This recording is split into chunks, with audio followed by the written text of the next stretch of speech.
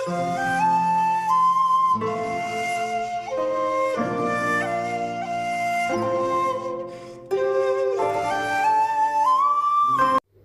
से समझदार नहीं बने तो फिर ज़िंदगी भर पछताने के सिवा कुछ भी नहीं रहेगा।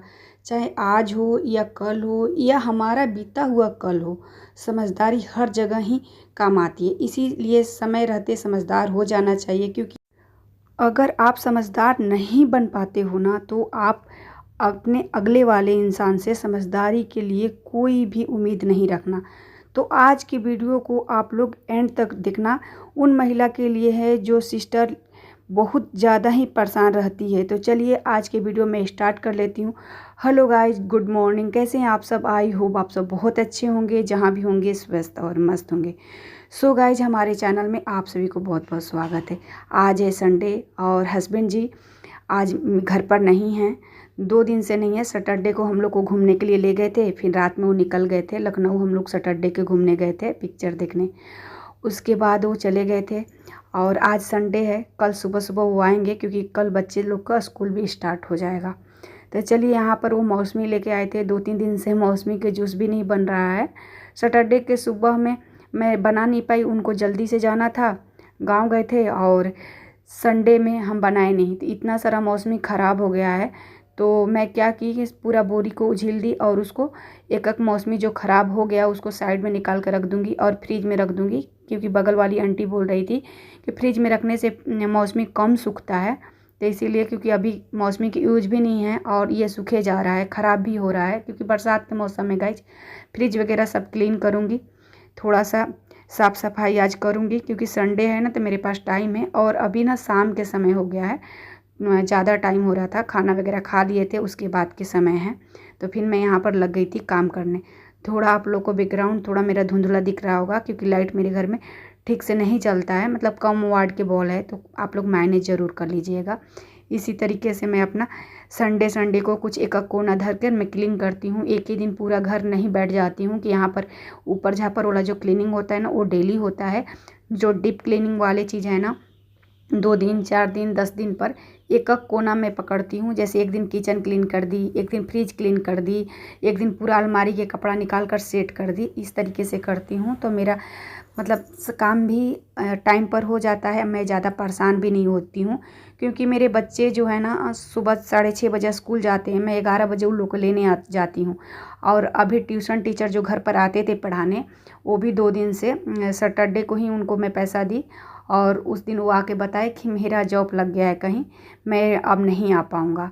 तो मैं बोली अब कोई बात नहीं, जब आप आएंगे ही नहीं तो मैं क्या कर सकती हूँ। तो फिर मेरे बच्चे लोग को मैं 4 बजे 3:30 बजे अभी घर से निकल जाते हैं। 3:30 बजे से 5 साढ़े 5 बजे तक उन लोगों को कोचिंग चलता है। तो दोनों को लेके मैं ट्यूशन छोड़ने जाती हूँ। तो अभी तो अंश जाने में थोड़ा दिक्कत कर रहा है, बोल रहा था कि मम्मी हम नहीं जाएंगे, थोड़ा दूर ही है घर, और मतलब मेन रोड पर नहीं जाना है, अंदर अंदर हम लोग जाते हैं। तो मैं दोनों को लेके जाती हूँ। उधर से सिया खुद ही लेके आ जाती है बाबू को। बाकी आज सुबह सुबह बोल रहा था कि मैं कोचिंग वहाँ नहीं जाऊँगा। तो देखती हूँ, कल जाएगा अंश तो जाएगा, वरना सिया ही कोचिंग जाएगी। तो थोड़ा घर पर आते थे टीचर पढ़ाने के लिए ना गाइज, तो बहुत अच्छा रहता था। बाकी अभी वो छुट्टी ले लिए हैं, तो कोई बात नहीं, सबका अपना अपना टाइम होता है, अपना अपना समय होता है। तो हम किसी के साथ ज़ोर ज़बरदस्ती तो नहीं कर सकते हैं। तो मैं बोली सिया तुम चलो वो दीदी के पास जाकर कोचिंग करना। वो वहाँ 5 क्लास के बच्चे 2 और आते हैं, और मेरी बेटी भी 5 क्लास में है। तो दोनों को वो बैठ के पढ़ाती हैं, वो भी अपना पढ़ाई करती हैं, कोई चीज़ की तैयारी कर रही हैं। तो ये देख सकते हैं, सारा मैं घर को क्लीन करके, फ्रिज को साफ़ सफाई करके, जितना कचरा था ना मैं छत साइड में लेके आई हूँ। इसमें से देख लूँगी कौन सी चीज़ यूज का है, कौन सी चीज़ यूज के नहीं है, तो इसको इस बोरी में रख दूँगी। आज मैं कचरा फेंकूँगी नहीं, क्योंकि अंधेरा हो गया है। अंधेरा होने के बाद हम कचरा नहीं फेंकते हैं घर से बाहर। तो यहाँ पर अंश भी बैठा हुआ था, खाना वगैरह खा चुका था, उसके बाद वो बैठा था, और इतने टाइम में मेरा साफ़ सफाई चल रहा है।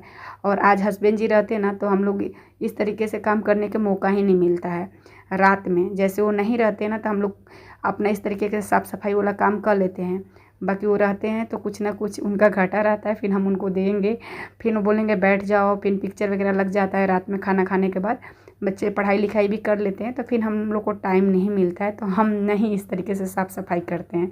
संडे में तो मेरा बहुत ही कम काम होता है, अदर दिन तो मैं पूरा अपना रूटीन के हिसाब से सारा काम कर लेती हूँ। जिस दिन हस्बैंड जी की छुट्टी है, बच्चे लोग की छुट्टी है, तो पता नहीं ऑटोमेटिक मैं उतना ही टाइम पर जगती हूँ, फिर भी मेरा काम लेट होता रहता है, जल्दी निपटता ही नहीं। Hello guys, good morning. सुबह सुबह का टाइम हो गया है। मैं नहा धोवा के पूजा पाठ सब कर दी थी, उसके बाद से मैं वीडियो स्टार्ट की हूँ। तो चलिए अपना टॉपिक पर बात कर लेती हूँ। आज मैं 5 आदत जो हम आप लोग को बताएंगे ना, कि ये 5 आदत को जो हम महिलाएं ना नहीं ध्यान देते हैं, जानते हुए भी देख कर नज़रअंदाज कर देते हैं। तो चलिए इसी 5 टॉपिक पर हम बात करते हैं। 5 बातें हमेशा ध्यान रखना है आपको। देखो, मैं इसीलिए बता रही हूँ क्योंकि मैं एक लेडीज हूँ। मैं समझती हूँ मेरी वीडियो ज़्यादातर लेडीज ही देखती हैं, और मैं अगल बगल जो भी जिसके पास उठती बैठती हूँ, स्कूल जाती हूँ, तो बहुत सारी लेडीज़ से बात होती है, तो इसीलिए मैं ये सब चीज़ें समझ पाती हूँ और वही चीज़ आप लोग के साथ शेयर कर रही हूँ। देखिए, पहले जैसे 50 रुपया 100 रुपये में ब्लाउज सिला जा रहा था, अभी तीज त्यौहार का टाइम आ रहा है। अगर आप बाहर ब्लाउज सिलवाने के लिए ले जा रहे हो ना, तो 500 से 800 रुपया लग ही जाता है अच्छा डिजाइनर ब्लाउज बनाने में। तो आप कोशिश कीजिए, अभी थोड़ा टाइम है, यूट्यूब पर देखकर सर्च मारिए, और अगर आप सिलना नहीं जानते हैं तो 2-3 नॉर्मल ब्लाउज सिलिए तो आपका हाथ बैठ जाएगा। मैं भी अपना ब्लाउज खुद ही सिलती हूँ, क्योंकि तीज त्यौहार में देखिए ऐसे तो हम कपड़ा किनते नहीं हैं। बाकी तीज हुआ, जिउतिया हुआ, छठ पूजा हुआ, दिवाली हुआ, तो इसमें कपड़ा हम लोग लेना पड़ता है, क्योंकि कुछ कुछ ऐसी फेस्टिवल है जिसमें न्यू ही कपड़ा पहना जाता है। तो उसका ब्लाउज बनवाने में ना, जितना का साड़ी रहता है 1000-1200 का साड़ी रहता है, 800 ब्लाउज में ही लग जाता है गाइज। तो मैं थोड़ा टाइम निकालती हूँ और अपना ब्लाउज मैं खुद ही सिलती हूँ। अगर तीज त्यौहार के मैं साड़ी लेती हूँ, अगर मैं ब्लाउज बनाती हूँ, तो आपको सिलते हुए दिखने को मिलेगा। तो आप लोग ट्राई कीजिए। अगर आपको ब्लाउज के सिलाई नहीं आता है तो यूट्यूब से सीखिए। इस तरीके से छोटा मोटा आप अपना अमाउंट बचा सकती हैं। और अगर आप थोड़ा अच्छा से इंग्लिश मीडियम से पढ़ी हैं और आपको इंग्लिश अच्छा आता है, तो आप बच्चे को छोटा मोटा जैसे LKG UKG 1-2 के बच्चे को आप ट्यूशन भी ले सकती हैं। आज ट्यूशन फीस ना बहुत ज़्यादा है गाइज। मेरे दोनों बच्चे को जो घर पर ट्यूशन टीचर पढ़ाने आते थे, वो 4000 रुपये लेते थे, और 3500-4000 इस तरीके से। पहले 3500 3000 3500 लेते थे, फिर पैसे बढ़ा दिए थे, फिर भी उनका नौकरी हो गया कहीं तो छोड़ दिए हैं अभी। और अभी जो लड़की पढ़ाती है वो 2500 रुपया लेती है। सिया 5 क्लास में है, उसको 1500 लेती है, अंश का 1000 रुपया लेती है। तो आजकल ट्यूशन फीस भी बहुत ज़्यादा हो गया है गाइज। अगर आपको अच्छा इंग्लिश आता है तो जो छोटे मोटे बच्चे हैं ना, उनको पढ़ाया कीजिए। आपको एक साइड इनकम भी होने लगेगा और आपको सेल्फ डिपेंड हो जाएंगे, किसी से आपको हाथ पसार कर मांगना नहीं पड़ेगा कि हमें इस चीज़ के लिए पैसा दो। तीसरा है गाइज कि जब आपके बच्चे बड़े हो गए हैं तो आप अगर पढ़ी लिखी हैं तो आप प्राइवेट स्कूल भी ज्वाइनिंग कर सकती है। ये ज़रूरी नहीं है कि सबको सरकारी जॉब लगता है, तो आप प्राइवेट जॉब भी स्टार्ट कर सकती हैं और अपना इनकम कर सकती हैं। और कुछ जैसे बहन हैं जिनको पार्लर वगैरह मेकअप की चीज़ें आती है, तो वो छोटा मोटा मेहंदी पार्लर के भी काम कर सकती हैं। यहाँ पर मेरे हस्बैंड जी आ गए हैं। बच्चे अभी स्कूल जाने का टाइम ही हो रहा था, वो बोले बच्चे लोग को नीचे लेके आओ। मैं इनको प्रणाम की, आशीर्वाद ली। 2 दिन के बाद ये मिले और मेरे दोनों बच्चे तैयार थे स्कूल जाने के लिए, तो अब यही स्कूल ले जाकर छोड़ आएंगे, क्योंकि मुझे ये बता दिए थे कि हम स्कूल छोड़ देंगे बच्चे लोगों को। तो ये बोले सिया ऊपर अभी छत पर थी कि तुम बाइक के चाबी लेके आओ, और मेरे को ये अपना बैग दिए, मैं इनका बैग लेके ऊपर चली जाऊंगी। ये गांव गए थे अपनी मम्मी पापा से मिलने, और इनकी मम्मी पापा बहुत जल्द आने वाले हैं गाइस। तो ये सारे चीज़ वीडियो में आपको देखने के मिलेगा गाइस। हस्बैंड जी गांव गए थे बंटवारा के लिए, क्योंकि हमारे ससुर जी 2 भाई थे, तो अभी मेरे घर में पता नहीं कुछ बातों के लेके थोड़ा अनबन चल रहा था, तो मेरे ससुर जी बुलाए थे मेरे हस्बैंड को, तो बंटवारा हुआ है गाइज। ये वाला क्लिप देखिए, ये काफ़ी मतलब पुराना क्लिप है। ये मैं जब ससुराल गई थी, खड़ा होकर किचन में जलेबी खा रही थी। ये वाला जो किचन है ना, वो अब चाचा ससुर चाची सास के मिल गया है। हमारा जो पहले ईंट के जो साइड में था ना, एक ईंटा कंप्लीट था, जो चाचा ससुर चाची जी के मिला है, जो थोड़ा बहुत ईंट की इस तरीके से बना हुआ था, ये वाला मेरा मिला है। तो इसको हस्बैंड जी, इसका एरिया थोड़ा ज़्यादा है, वो कंप्लीट घर है, और ये इस तरीके से बनाया हुआ था। इसको GCD से ढहवा दिए और नक्शा पास करके अब बनाएंगे। तो इसीलिए सास ससुर कुछ दिन में अब रायबरेली आ जाएंगे, और मैं आप लोग को दिखाऊंगी उन लोगों को।